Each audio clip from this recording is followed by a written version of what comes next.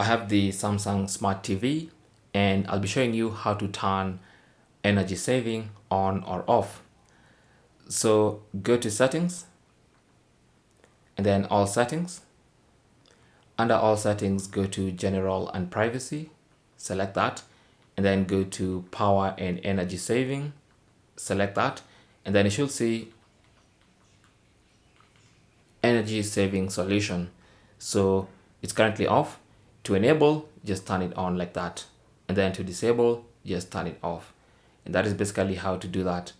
Now you also get an energy saving button in the quick settings. So if you go to the quick settings, you may or may not see an energy saving button. So here we are, here it is. So you can click on it to turn it on and click on it once again to turn it off. Thanks for watching. Leave your comments and questions down below and good luck.